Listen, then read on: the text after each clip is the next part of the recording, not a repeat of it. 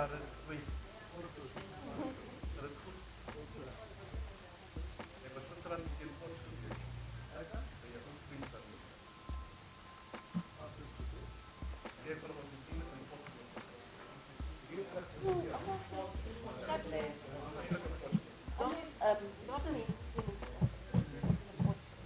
Já me basta, por sinal. Já me basta, mas mesmo. Nas ladras, para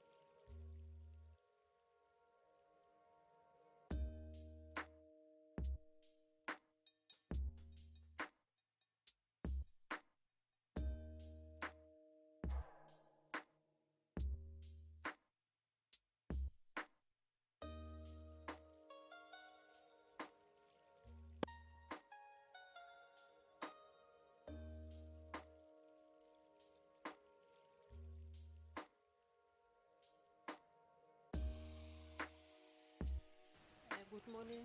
My name is Makabelo Moloi. I'm a member of Public Safety and Transport. Good morning. My name is Malebu Makajule. I'm a ward councillor in Wati municipality.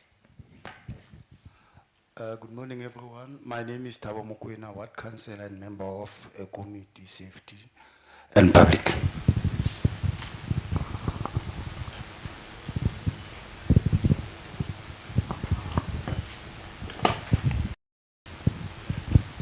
Thank you. Who is the gentleman at the end of the table?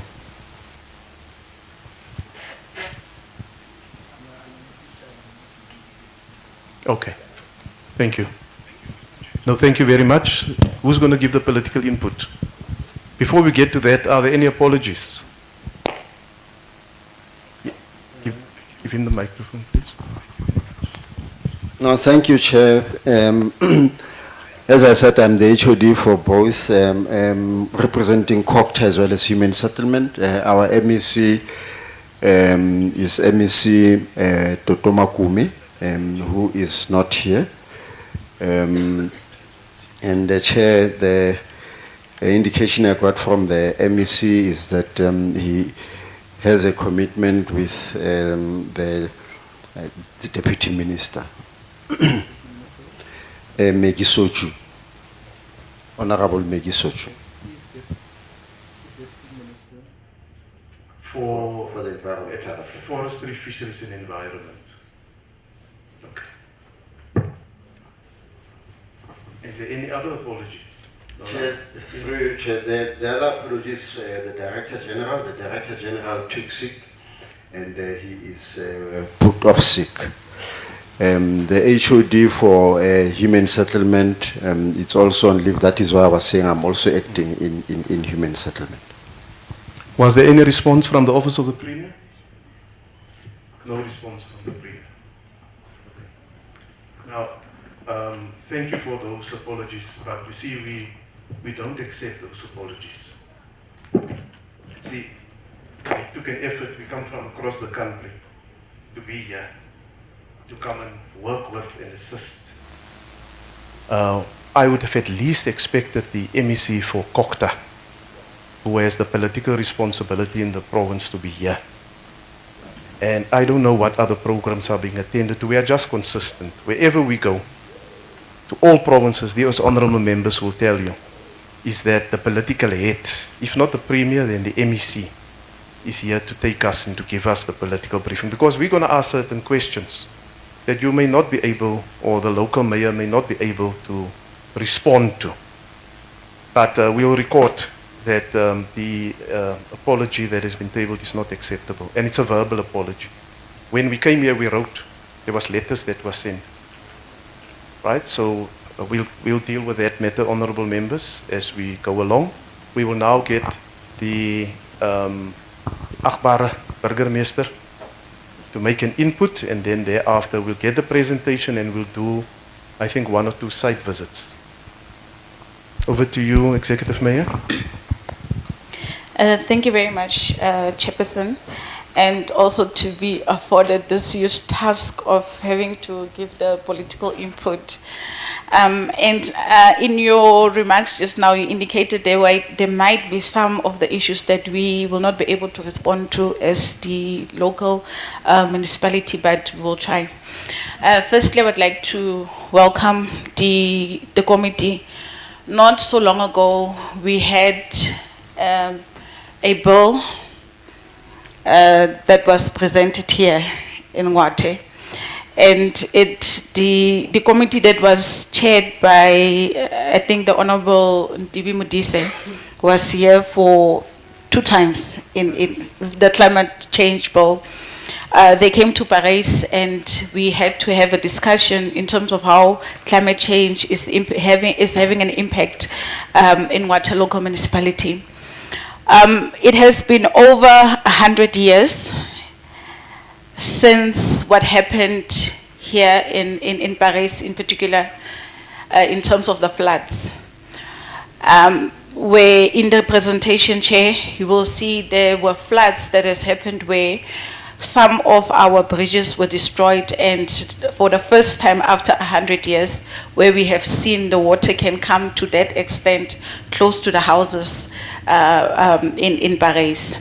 It was really indeed something scary and also a wake-up call in terms of how we should plan better as those who are in positions of leadership.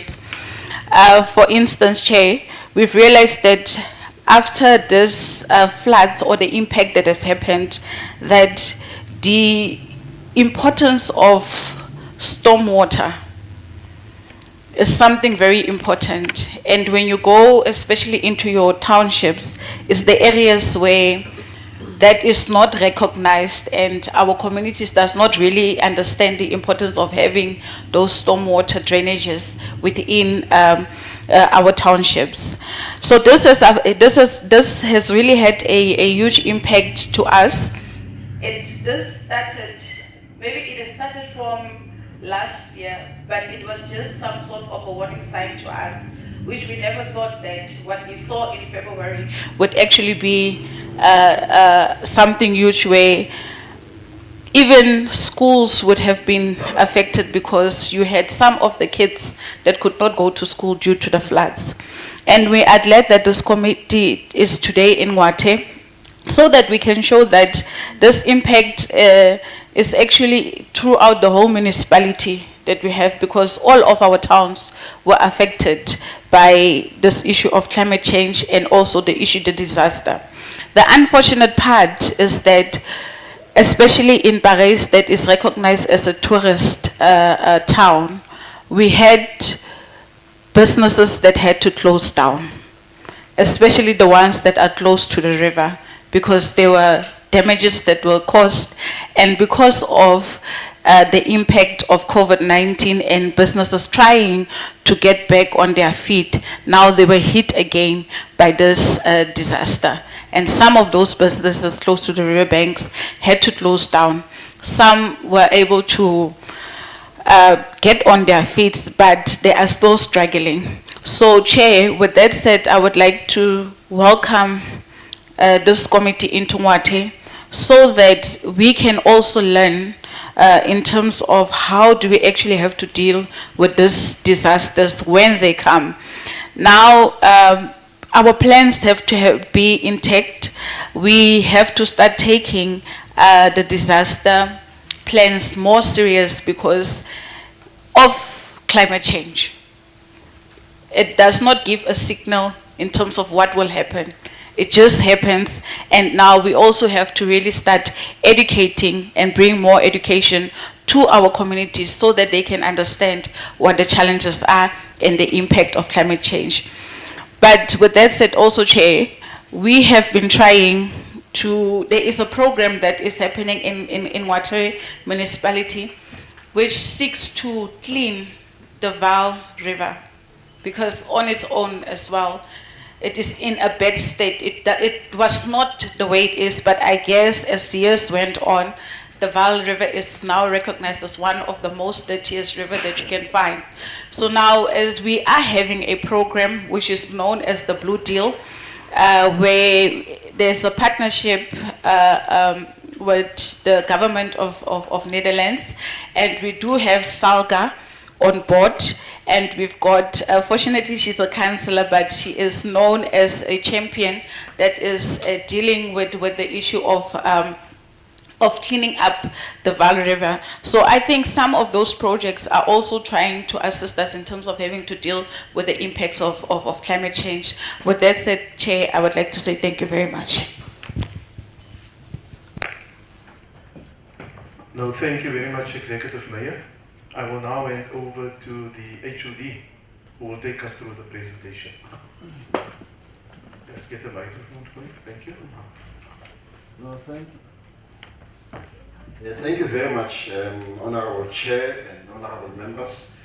Chair, the presentation is circulated, and I think I did also share it with members of the National Assembly earlier on during the course of the week. But I'm also made to understand that Ngwathe as a municipality, as the area you are here, there is a presentation that they were to make. Here it's an overview because it is not only confined to Ngwati. But Chair, as you had correctly pointed out, there would have been 2 financial years within which this happened. There would have been November 2021, the inclement weather that would have resulted in heavy flooding taking place. But also it wasn't confined to Ngwati or to Paris. It's actually 2 districts within the Free State. It would have been the Northern Free State, which is where we are, and then it was also in the Eastern Free State. So the biggest, I think, setback was the loss of lives that had taken place, but that was in the Eastern Free State, in the municipalities of Phumelela, Setsotho, as well as Malutia Phofung. 4 people lost their lives through drowning. And then within the area of Heilbronn, there would have been houses that were affected. I think it's about 24 houses that had been affected. But in 2023, Chair, here in Paris, it was more of a localized flooding. And that localized flooding, I think they will talk more deeper to the presentation as the municipality. There were no casualties. But one of the things that has since been found out, Honorable Chair and members, is that some of these areas falls within the floodline and they are within a wetland. Because in some instances, once there are heavy rainfalls, water starts then seeping from the ground. The recommendation that is coming out clear is that those who are within the floodlines, the engineers from Human Settlement in the province did come and make the assessment. And I think the recommendation has been that those people would have to be relocated. It would be for the municipality, I think, to identify the alternative land to where they are going. I was saying to the officials, my colleagues from Human Settlement, that I just hope that we will not use, normally Human Settlement would say that for their temporary residential units to assist, they would say their disaster housing program, if it is not activated within 90 days, it lapses. But I was saying to them, and I think it's common cause, that because here we are saying it's a wetland, irrespective of the lapse of time, those people, once the land is identified, they would be relocated. But generally, Chair, what has also happened is that across larger parts of the province, what has been affected is our roads. The cost to the damaged cost to roads, it's actually 460 million, Chair. I engaged with the Department of Roads, and the indication has been that they are still at planning stage to put board on tender.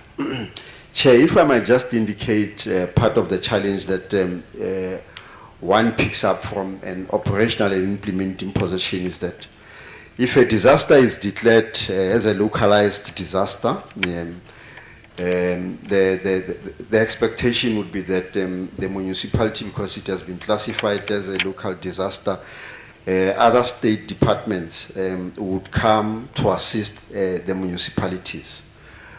From the experience that I've had, Chair, is that because there is no enforcing mechanism to could make some of these provincial and national departments to assist the affected municipality, it oftentimes does not come. So because it was a localized disaster, the assistance that would have been there from the social development on humanitarian basis, it's actually the one that would always be there to move them to a different place, give them clothing and all of that. But the actual assistance, particularly financially and technically to municipalities, doesn't happen, Chair, or does not happen to the desired level. I was in a municipality for 10 years, and in 2015, 2015 was one of the driest seasons in South Africa. We had day 0 in Setsotho, and people died because of both heat and drought. We declared, and it was declared provincially, 8 towns were affected. But through it all, there was no what one would call tangible assistance that would have been made available. So I'm just saying this, Chair, to indicate that when I was talking to colleagues from roads, and they were saying there's 460 million cost to damages cost to roads, but they were saying they would have to do it from their own baseline allocation. You know? So with the result that because I was saying to them, I'm coming here, I want to have a proper, report. They then indicated that yes, they are at a conceptualization stage to prepare to could go to tender and so forth, but it's not as if there is a specific amount of money that has since been made available. Similarly here, because I think this disaster of February 2023, even the municipality would not have declared a local disaster, but your job would have been established. There would not have been money that the provincial government would have made available to recover and respond to that, Chair. So, but I thought, Chair, most of the information, including photos that indicate the houses that were affected, the roads that are here, they are enumerated, but the total cost is 460 million, Chair. So, others I will take and explain, Chair, should I be caught up. Thank you. Just before we go further, HOD, you can take a seat, it's fine. I'm a little bit lost now. We talk about the baseline, we understand that, and municipalities having to do X, Y, and Z. According to the best of your knowledge, was a full assessment done of the damages caused by the floods, right? Where is that assessment? Was it costed? Was it submitted by the province to the National Department of COCTA and to Treasury? Because it's only at that point where the issue comes in of available budgets, baseline, what is there, what is not there. Did you submit an application in your capacity as the HOD of COCTA? And where is that application?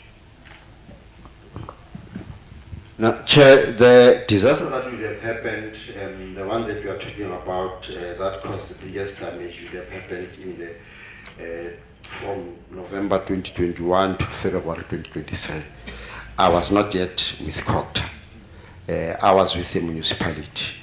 But all that I was trying to indicate is that the one that would have happened in February is the one where I say it was a localized flooding in terms of water that would have gone into the houses. Now, the assessment that has been done was the assessment that said this area is a localized, it's a wetland.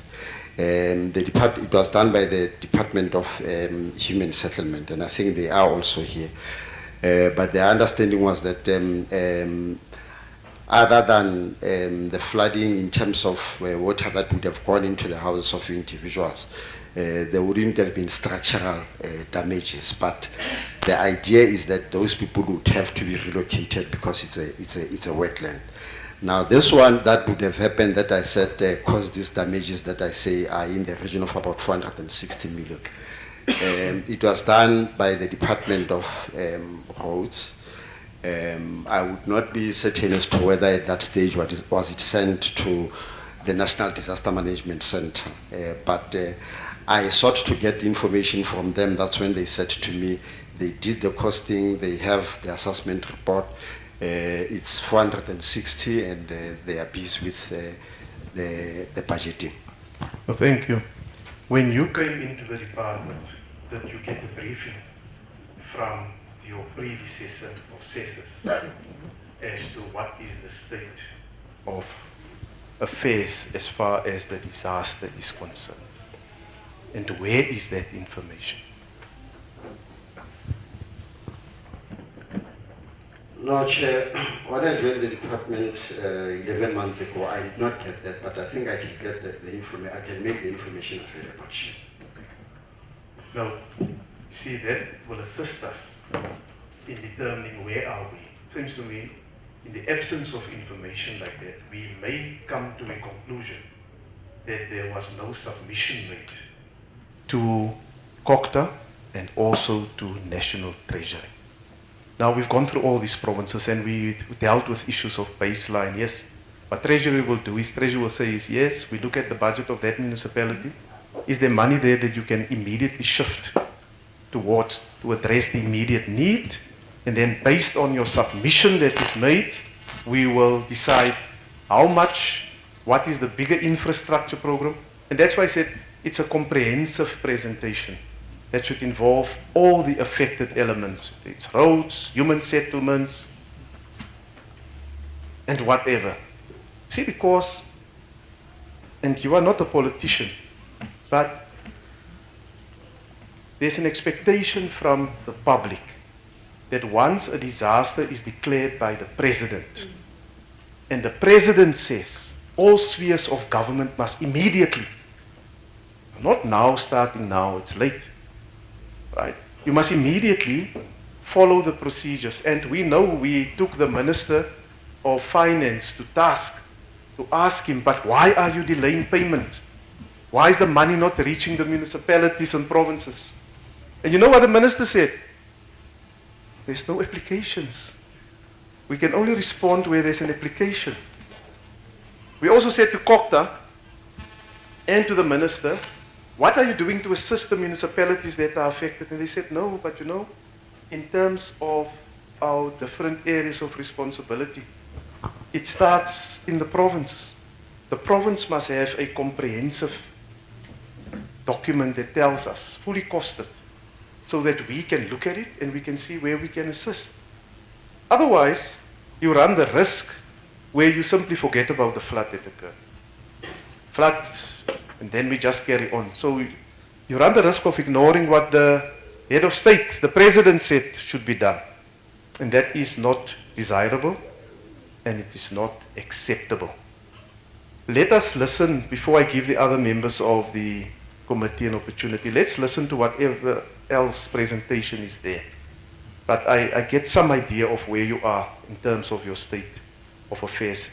You see, local government is in the cold face of service delivery, and they are confronted by people who are unhappy that things are not being done. Right? So we must empower them. And if they don't have the capacity, it's first and foremost the responsibility of the province to assist them. Right? And once that is done and we see there are blockages, and we have done it in the past where they say, no, KZN or Eastern Cape, we've submitted, we've not received the response yet from Kokta or from National Treasury. Then we call the minister and say, why haven't you responded? What's the problem with the officials? Unlock the funds. And that's why you see progress. Now, politically, it's not good that in certain parts of the country, in certain provinces, it happens, and in other provinces, our people are not being assisted. Right? There's emergency funds that has been made available, but it won't be automatically just given to you. There's a procedure in place, and the province is aware of what that procedure is. But let's get the other presentations. Who is next? Are you done with this presentation?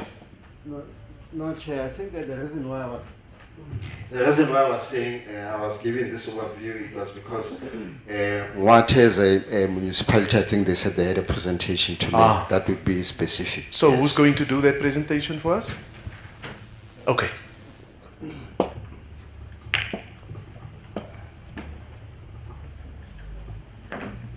Now this presentation, honorable members, was distributed.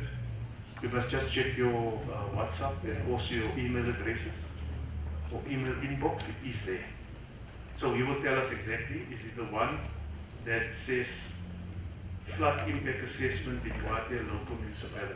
Yes, speak sir. to that one. Okay. Yes, that's that one. Chairperson. Introduce yourself and then you can do the presentation. Thank you, Chairperson. My name is Mohapi Matibe. I'm the Acting Director, Environmental Health Emergency Services, presently in First Lady District Municipality. I am a disaster practitioner, head of center at the district level.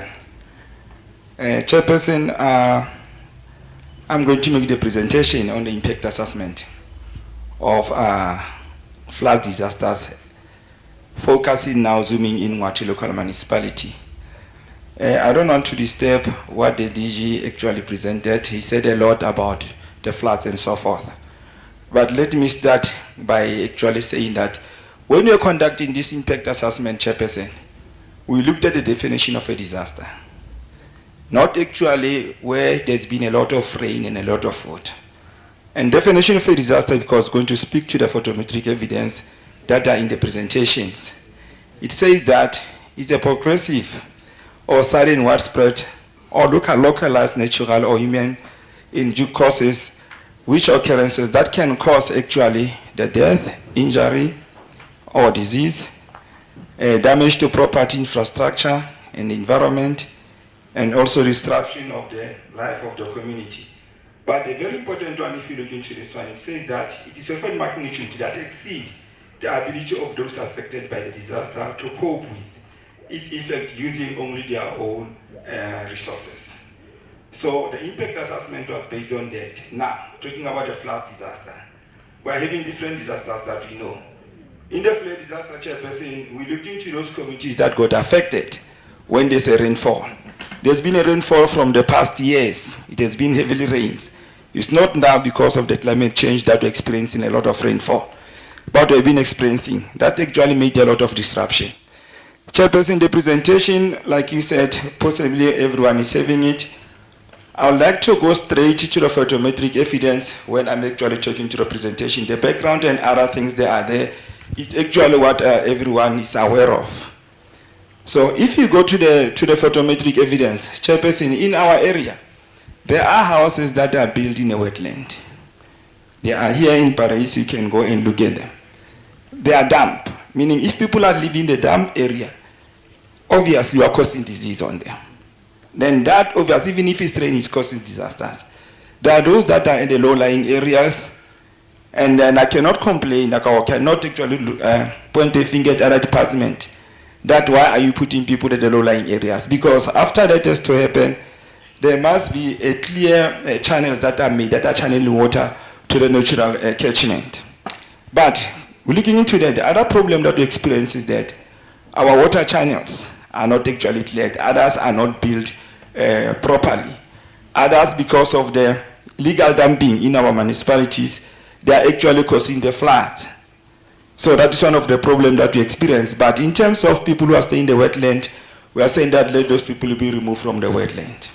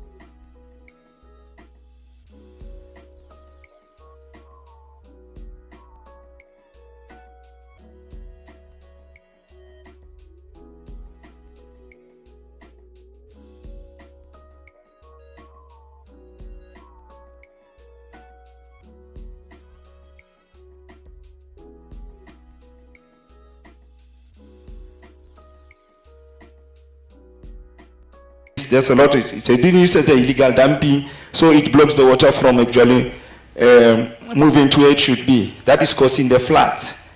And also going there, you see that there's Mandela Bridge, it is blocked. It needs to be cleared, but that I will say that what is municipality doing? I'll zoom straight to the municipality. That must be cleared, particularly now that we are not in a rainy season yet. When you go to Hillbron, there's that also photometric evidence, Chairperson, when going to Hillbron, that is connecting the Hillbron town and Piritun. That bridge was built long time ago, and I will find that it doesn't actually hold much water if ever it can rain. It's a risk to our people, and that needs to be constructed again. I think it's not the responsibility of the municipality, this one, and also the province. I mean, there are funds that can be accessed, I believe so, that I can assist municipalities to work on that one. Another photometric says that one. Chairperson, the other thing that is very important here, our water treatment plant is a critical facility. Here, the photometric evidence shows the one in copies. If ever having a heavy rainfall in that area, they just switch off everything because the whole treatment plant, access to the treatment plant, you cannot, the roads are blocked, and also the same treatment plant, it gets flooded. So when I was there doing the impact assessment, when I was the colleague, they said that we close everything completely. If ever it can be flooded for 10 days, it means people in that area are going to run out of water for 10 days. That's a disaster on its own. So now we're creating another form of a disaster. But as I'm saying, I'm talking about flood disaster. You can see the photometric shows that this treatment plant is flooded to capacity. That means that all the generators and everything there, they can also get damaged. And then we know how our communities react when there is no water. And then going forward again, Chairperson, it's another photometric evidence, the very critical one that I want to talk to today. We still have this VIP toilets in Edenville. When it's raining, it gets flooded also, and then you can just imagine what is happening. The whole thing goes to our people's house. We go back to the definition of a disaster, what it causes. Another diseases. The outbreak is going to come out of that. So we are having the floods, and then we are going to be confronted with another new diseases. And then the question is, are we having funding really to can assist our communities with that? Mandela Bridge at the corner there, there's the water we can see in the house that is getting to the house. Chairperson, the very critical one that I want us to talk to, it actually makes me, I don't know how, the Hillbron situation, Sandersveld. It is written there, flooded houses in Ward 1, Hillbron, Sandersville, Leo Street. It's about 25 houses in that street that every year, when it gets flooded, when it gets raining, even a simple rain, they get flooded like that. If you see the above photometric evidence, it shows those debris in the fence. That communities are still living in the area like that, even today. We can see the marking of the water. It shows how high in the level of the house those waters can be. And then going down again, we can see there's a lady inside the house trying to sweep the water out. But if you look at the backyard of that water on the side, there's a water that is stagnant. So it can cause any disease. You know, the malaria can come out of that. A lot of waterborne disease can come out of that. And even if we can go now, or it rains now, we are going to experience the same situation. It's about 25 houses going down. So this is actually the presentation, Chairperson, that we actually prepared for NCOP to see how our people are actually suffering when it is raining. Under the recommendation, I'll go fast there, that what are we recommending? And then we're saying that there can be a short-term, long-term, medium-term, and a short and long-term plan to assist. But another recommendation, that's funding for development of the floodplain areas, maintenance and replacement of the budget for water treatment plant, because they're also giving us a problem in storm water, and construction of more water reservoir.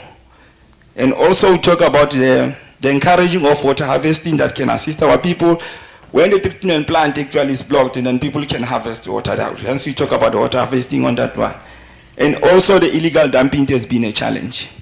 I'll stop there, and then I'll get to some of the questions that were really asked to the DG. Chairperson, I'm a disaster practitioner. Honestly, we have been having the same problem. This has been sent to, we discussed in the PDMC, Provincial Disaster Management Center. We discussed this report, and also it was sent to Human Settlement. They did come, they made an assessment, they made a recommendation there. But the most important thing that we're saying is that yes, there are funds in Treasury, that we know. But how are we accessing them? I will say this again here. And then I was saying that maybe there are 3 provinces only in the country. That's Gauteng, Western Cape, and KZN. Every time when there's disaster strikes in that area, they get funding from Treasury. Come to Free State, nothing. I'm telling you, Chairperson, but I understand what you say. And then I'll make a request that maybe let National come and teach us how to fill those forms and how to do the assessment. We have been doing the assessment. There was a windstorm in Mokaka. We did assessment and we sent the report. National came, PDMC, National and NDMC, National Disaster Management Center. From there when they arrived, they said, no, this is wrong. And it was done, just like that. Those people never got nothing. We had a drought disaster in the Free State. It started in the Free State, it's going to Northwest, if not mistaken, and other provinces. From there we did assessment. We sent the assessment to NDMC. They came and conducted the assessment. In fact, PDMC can attest on that. And after that, nothing. We got nothing. You go to Edenville, those boreholes, they had no water. And then all the assessment was done, nothing happened. Treasury, there's nothing that came from Treasury. Even when he had this flood disaster, even today, nothing is happening. We can go to those communities. We cannot say, I can't say maybe possibly, I'm not talking for human settlement in the province. But when coming to Free State, there is nothing that we are getting. Maybe cannot fill those forms correctly. My request will be, can Treasury come and teach us, or NDMC, come to us and teach us how to fill them? Because I believe if we have felt something wrong, that is assisting the community, then we can, it's wrong, but teach me how it's done, so that we can do it. It's unfortunate that no one from Provincial Disaster Management Center is here. And I was going to attest what I'm actually saying, to attest on and say, this is true. We have been doing it. Chairperson, let me pause there. That is the presentation, but the plea is that come and teach us how to get this fund so that we can serve our communities. And that's the problem that we're experiencing in the Free State. Thank you, Chair.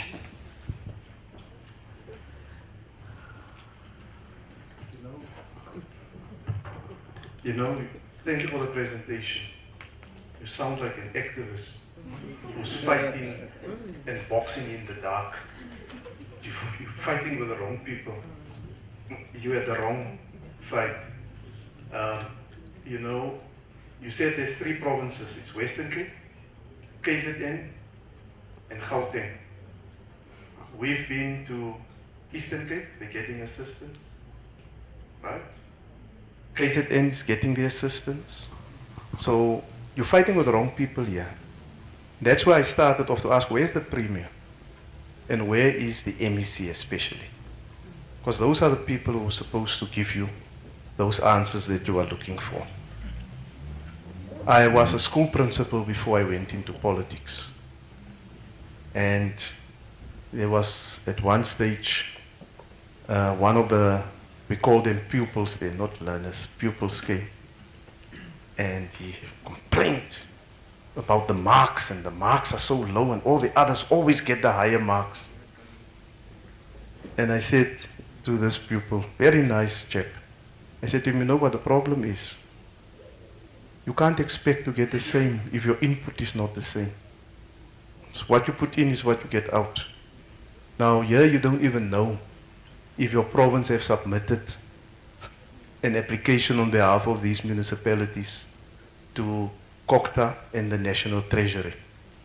We made the mistake as a committee to fight with the Minister of Finance. First with Minister Mboweni and then with Minister Inogodongwana. And their officials were sitting there and they were on the computers, and that's exactly what I'm doing. I'm checking. I can't find anything to mark for you. So your paper is not there.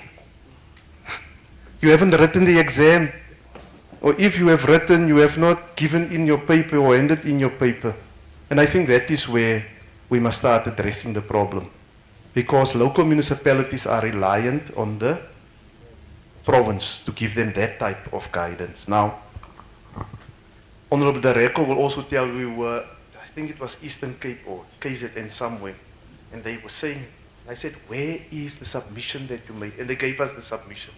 We checked, called up to Treasury, and when we went back for a return visit, you could visibly see the work is now being done. We can only intervene. We are not here to come and find fault. We are here to come and assist the local municipality and the province, because it's our people who are suffering under these conditions. But we cannot help you if you have not done the basic things yet. We cannot do that for you. We cannot fill in the forms for you. And your request for National Treasury to come and help and to teach you, it starts in the province. It starts in the province. The province must assist you. The province must assist the municipalities to say, these are the requirements, this is what is wanted. Because when it goes through to National Treasury and to COCTA at national level, they will interact with the province and the province will come back to you to say if there are any shortcomings. So it's actually a very simple process. And if we follow that, then you will get the assistance that you require. And National Treasury, we fight with them regularly in terms of releasing this. And sometimes people ask for 100 rand and they get a 50 rand. Then we ask, but why did you only give 50 rand? And then they'll explain to us. There's also a tendency that we've picked up in other provinces that municipalities include things in what they want that had nothing to do with the floods that occurred.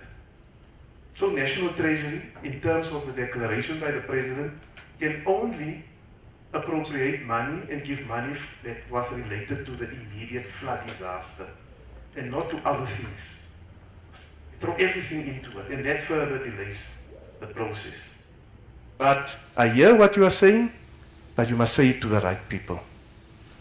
You must say it to the right people. HOD is sitting here, right? And while the politicians display the political will, the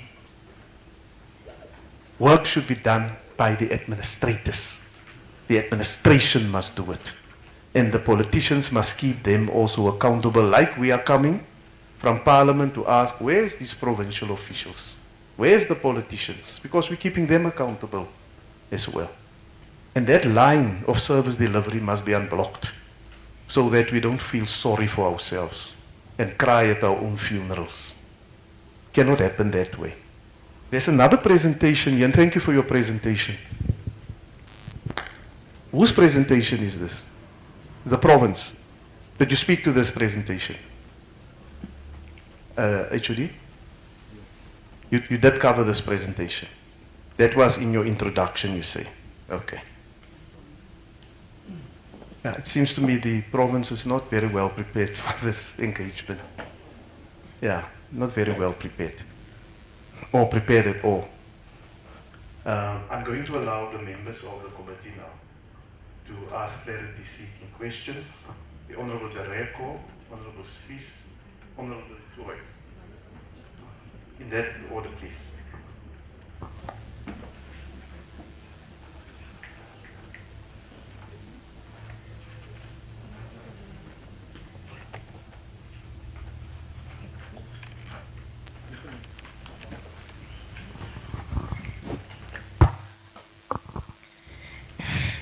Thank you, Chair.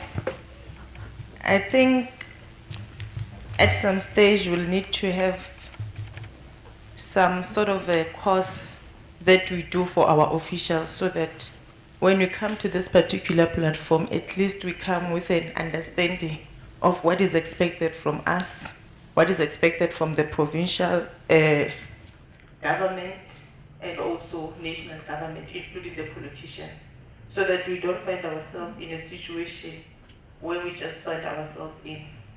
Firstly, I will start with the HOD. When you assume any position, it simply means that the achievement and the challenges of that particular position are yours. You don't come to this meeting and say, I started last month. You carry everything of that department. And our expectation was that when we arrive here, at least you could have done a research in terms of what we are going to discuss today, not to tell us that you've just arrived. So I hope this is the first and the last time you give us that particular statement. And on the issue that has been raised that Free State is not receiving any support in terms of funding at the national level, we also need to look at how do you declare your disaster? When the HOD was speaking, he said that you have localized the disaster. So if you have localized the disaster, when you look at the disaster management gazette there, on clause number 7.1, it gives you the categories of the disaster. So if it's localized, it simply means that the municipality on its own, together with the district, will be able to deal with whatever that needs to be done in order to remedy or to address the challenges that has been caused by the disaster. I think the first thing that we need to do now is to say, how do you classify your disaster so that you can then be able to receive support from the province and the national. And the other thing, therefore national was not going to give you any funds, because what national does, treasury, before you could apply for the funding, you need to do an assessment, quantify the monetary value of the challenges that have been caused by disaster. You will look at all the departments in terms of the economic development. This is the number of SMMEs that have been affected, and this is what we need. In terms of your infrastructure, this is the situation. In terms of education, all those things. So you need to have that assessment with all the figures as to how much you need. And thereafter you'll be able to do the application. But if there's no assessment that has been made that quantify the extent of the disaster, it simply means that you will not get anything from Treasury. And you've also requested that we should then ask Treasury to come. I think on our side, we can even ask the component of the disaster to come and assist you in terms of all the information that you need as the municipality. And lastly, Chair, I've heard that the municipality is planning to relocate the people. And relocating the people alone is simply means that you're going to need funds for infrastructure, you're going to need funds from human settlement, and you must also bear in mind that there are those people who do not fall within the scheme of the RDP houses. Then that's the other thing that you also need to take into consideration when you relocate the people from particular area to the other area. So it's one of the things that you also need to look at, because I know that in one of the areas, so now first where we come from, there are those who doesn't want to move from that particular area because they're saying they can't move from their big houses to the RDP. So which simply means that you also need to work with the private sector to ensure that how do you address that particular challenge. However, Chair, I think as we've indicated that we are here to understand your challenges and be able to assist where there's a need to do. We'll also do that, we'll also provide support. But going forward, one of the things that we've identified as a challenge is that most of our areas are still using the old spatial planning where the geotech was not performed. So most of our areas is wet areas and all those things. So going forward, before municipalities issues any sites, there should be a geotech report so that we avoid this situation from repeating itself. And as I conclude, Chair, the issue of the maintenance of our infrastructure, what we've observed, especially in Free State, the disaster is not natural. It's because we are not maintaining our infrastructure. If your storm waters are not working, it simply means that when there are heavy rains, you will have flooding. So it's one of the things that we should also do is to remedy this situation of flooding that are happening in our areas. Thank you, Chair. James, do I have permission to sit down? Thank you very much. My first question is going to be to the mayor. I had the privilege of meeting the mayor just when she became the mayor, I think. So it's about two years now, 3 years. So I want to know that, Mayor, you've mentioned the fact that the key problem that you have, or a challenge that you have, is your stormwater drainage. And I would like to get an indication of what it is that you are doing about that. For instance, if there is a flood tomorrow, is there a plan in place to deal with that? And I also want to understand whether your infrastructure master plans are in place, and whether you have made any budgetary provisions to address this problem of stormwater drainage. And I know it's probably something you inherited, but one needs to understand what it is that you are doing proactively to address that. I also need to understand your disaster management plan I take it that it is in place. And also, I'm asking this because sometimes we are not taking along the very people who might be affected. They do not understand the plan is not communicated to them. They do not know what to do in case of a disaster and what kicks in when that happens. And I want to know how often or when last was that communicated through your public participation processes to your communities.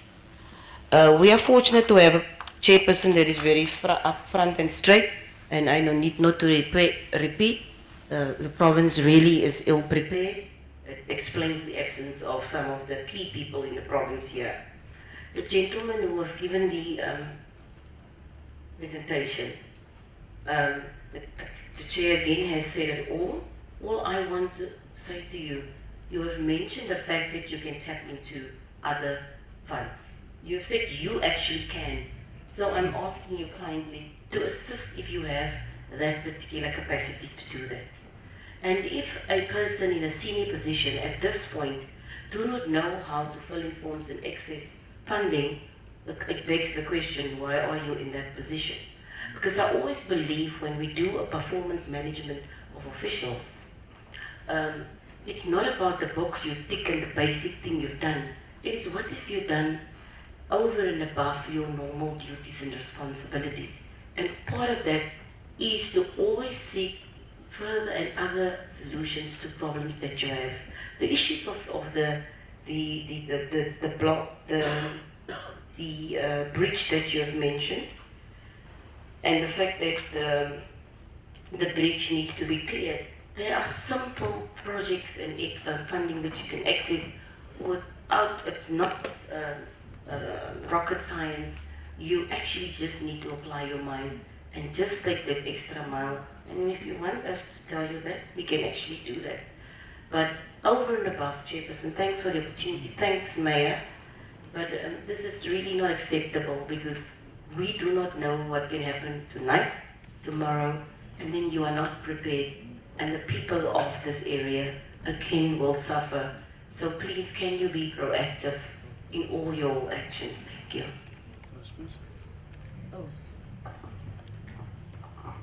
Thank you, Honourable Chair. Honourable Chair, yes, with regards to the stormwater systems, what happened in KZN, some of the municipalities made use of the EPWPs in the cleaning of those systems because the municipality was undercapacitated. And that was also an initiative to uplift the society. Chair, all good and well that we look at the issues that we experience in this municipality with regards to the flooding, and the HUD mentioned localized flooding.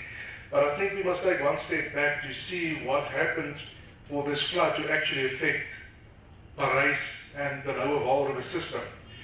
Vaal Dam regulates the dams quite good. According to my knowledge, the whole approach is to keep the dam levels as high as possible because of the responsibility of providing water to a large quantity of people. And below the Vaal Dam, you've got the Suikerbos, or the Renosterspruit, Suikerbosrand, Klipspruit and the Rietspruit that's flowing into the system below, between Vaal Dam and Barrage. And then also Koppies Dam feeds into that system. Now Koppies Dam, that catchment area is coming from the Free State area. Koppies Dam is only a wall, it doesn't have sluices. So the Vaal Dam alerts the disaster centers the moment we need open sluices or when we anticipate to open sluices after consulting with the minister. So there's a communication system that works. The problem, according to me, however, comes in with Barrage. That's not falling under the Department of Water and Sanitation, but it is part of the Rand Water system. Now, what happened in February this year, Vaal Dam communicated on a daily basis, sometimes up to 5 times a day, with SMSs alerting the lower Vaal River system that what their plans are, what the current river levels were. And then all of a sudden, a lady called Ivy at Barrage decided that they needed to open a lot of gates. In fact, if my information is correct, I had 9 gates open, and they opened up to 24 in a 24-hour cycle. So that, the effect that had on the lower Vaal River system is that all of a sudden you have this wall of water rushing down and people didn't have time to evacuate.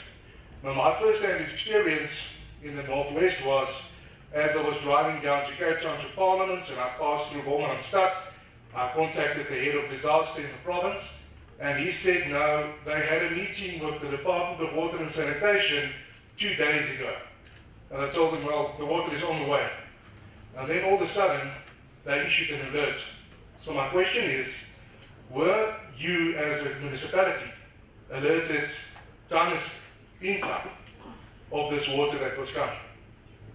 And Chair, if possible, if we could maybe look into the matter as to better communication between Barrage and the Vaal Dam and Department of Water and Sanitation for us not to have this same flood as we did this year. I grew up next to the Vaal River, just below Parys. As a rule, you have a large flood like this every 20 years, but nowadays it's more than every 5 years, and this is definitely something that we need to look into. I think a greater responsibility must be placed on the Department of Water and Sanitation and Barrage with the cost incurred with people living on the Vaal River system for the damages that they incurred as a result of this mismanagement, because it's the way I see it, it's mismanagement of the barrage system that caused this whole affair to get out of hand. And with respect to the HOD, you mentioned that you took over from someone else, from a predecessor, and you referred to historical dates, but then just before closing, you said that you are here for 9 months, 11 months now. Now that 11 months includes February's flood. So you have to answer to the fact of the report of the damages incurred in February. I think that is your responsibility, and you cannot shift that responsibility to someone else. Thank you, Chair.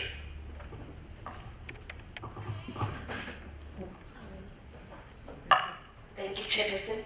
I think I've been covered with the case of maintenance, Mayor, because I always say prevention is better than cure.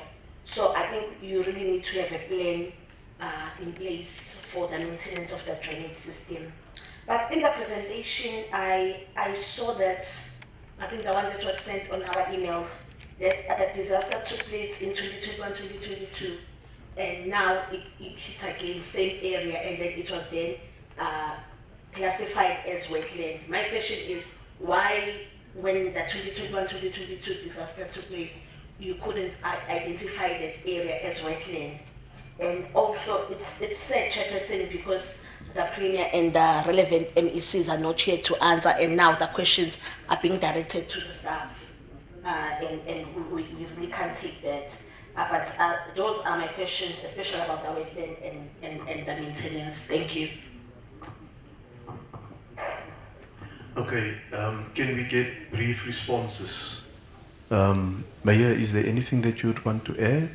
There were some very good proposals here that can be considered in your plan as to how you're going to go forward. But the plan is just a plan on paper. It doesn't mean much. Honorable Dutoy also made certain recommendations. I think that the support staff has taken on board that we will consider for the final report. But it is a very important issue. You remember when we were in KZN, we faced a similar situation where some of the problems are caused elsewhere. And then the people downstream, they pay a heavy price. And in this instance, it is something that water and sanitation will have to consider. Honorable Mayor, and then I'll give to the HOD. Okay, thank you very much, Chairperson. I think firstly, before I go to the inputs made, Honorable Speaker had asked a direct question to me. Honorable Speaker, I think we must be frank and honest with the questions that you've asked me. In terms of the stormwater maintenance, it is a challenge. If you go to the site visits that we are going to do, you will see there isn't actually drains at all. We're actually only dependent on a bridge that has on one bridge.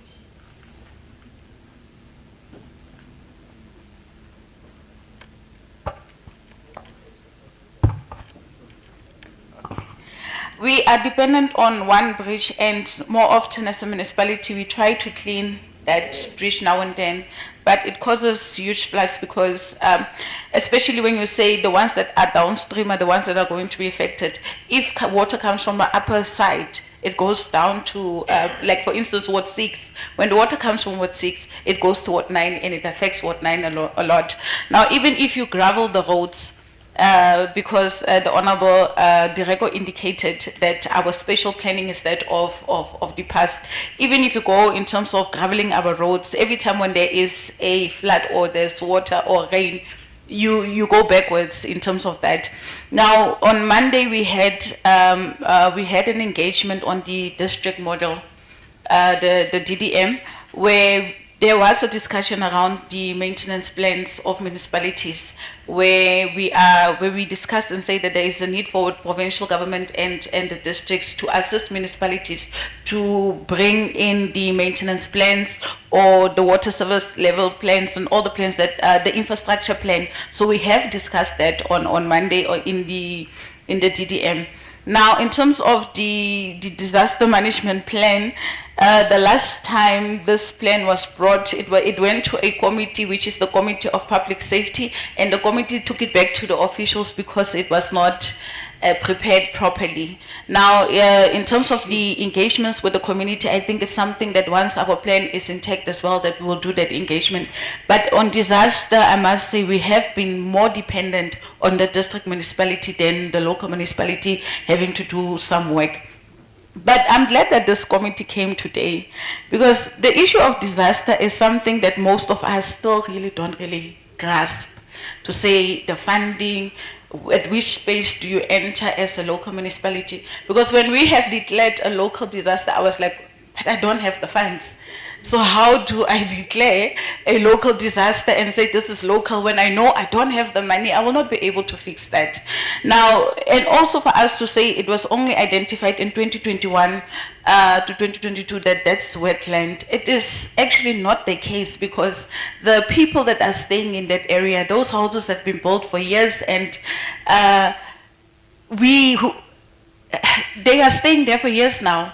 And also to move them, because part and parcel of the discussion is moving them. When you have to move them, they raise the issue of saying, even if they are people in RDPs, because it's old houses based on the RDP system, but if you have to move them, the sentimental values is something that's there. So one of the issues that was raised is that, isn't there a study that we can do in terms of saying how do we address the issue of, is it possible that the water can be used for something else? Those are some of the things that we are talking about, but I'm glad in terms of the issues that has been raised, and we take the inputs. And today, because ordinarily what we do, you will only call the MMCs. Today what we have done is to say that the members of the committee must form part of this, so that when they go back to their committee, it's a totally different perspective in terms of the engagements. So thank you very much, Chair. Thank you, Executive Mayor. HOD. Where's the other microphones? No, thanks, Chair. Chair, I think with due respect, I just want to say that I ask for the indulgence to say I did indicate that I take responsibility and I will submit a report. I think when I was talking about being 11 months here, it was in the context of these roles that I was saying, whether has there been a submission made, and I was saying it was in 2022 February, so I wouldn't be there. But I take the responsibility that I will get the information and find out as to what has happened. But beyond that, the February 2023 was a localized flooding for which they did not declare any, in my understanding. That's why I think I sought to distinguish between a local disaster of 2022 February following the rains, and then the localized flooding that had happened in February 2023. But be as it may, it does not absolve one. That's why I'm asking for this indulgence to say I will provide when I went to the Department of Police, Police Roads and Transport, I was trying to find out this 460 million damage that had happened in 2022 to say how far they, and I think they gave me a report. Suffice to say that I think it was a pager that was trying to tell me that they have not had any special funding done. But I hear, Honorable Member, and as I said, I will submit that report. Thank you. Thank you. Actually, you know we must assist you. So we'll discuss. It will involve the province on how they assist the municipality. We cannot leave this, honorable members, almost as if the local municipality feel powerless in terms of dealing with this. The colleague at the end, you in disaster management, and I read through your presentation. Can you turn a wetland or a floodplain into an area where you can build houses? You can't. It's not possible. Nature doesn't allow for that. You see, water have this tendency in flooding. It will come back again. May take a year, may take 10 years, 100 years, but it will come again.